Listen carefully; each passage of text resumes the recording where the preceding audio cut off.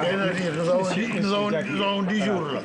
J'aurai l'occasion de vous parler. Quelques jours de procès pour se défendre face à des chefs d'accusation lourds. Corruption, abus de confiance et blanchiment en bande organisée.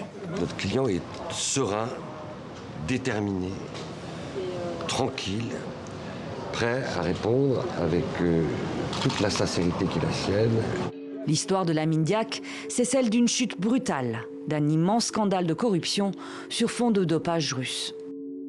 Fin 2015, le grand patron de l'IAAF, la Fédération internationale d'athlétisme, est arrêté à Roissy, accusé par le parquet financier français d'avoir mis en place une véritable organisation criminelle pour retarder les sanctions d'athlètes russes soupçonnés de dopage et même leur garantir une protection totale en échange de pots de vin à hauteur de 3,5 millions d'euros. Sur le banc des accusés, Habib Cissé, son ancien avocat. Gabriel Dolé, médecin et ex-responsable du service antidopage de l'IAAF. Et 3 absents. Valentin Balaknichev, ex-président de la Fédération russe et trésorier de l'IAAF. Alexis Melnikov, ex-entraîneur national russe. Et le fils de Lamine Diack, Papa Massata Diack.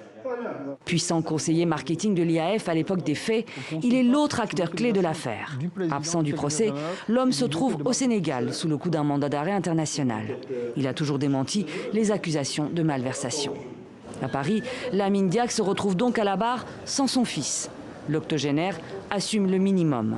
Il reconnaît avoir échelonné les procédures de sanction d'athlètes, un compromis selon lui pour sauver la santé financière de sa fédération et éviter un scandale qui aurait provoqué la perte de sponsors, dont la banque russe VTB. La ligne de défense de Lamine Diack est de dire que lui a toujours travaillé dans l'intérêt de l'association et que jamais il n'a demandé de contrepartie. Donc il n'y a pas de corruption, il n'y a pas d'abus de biens sociaux.